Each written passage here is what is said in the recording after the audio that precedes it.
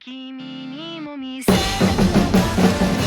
誰もいない小道を選んでうつむいて探すんだ夏の大草原僕の瞳も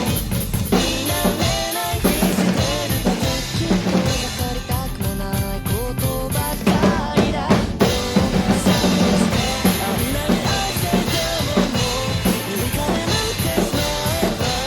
どこにあるのか居場所も知らずに雲にいるねえ忘れられた瞬間に僕らどこ行くんだろうずっとここにいたいな少女さ少年少女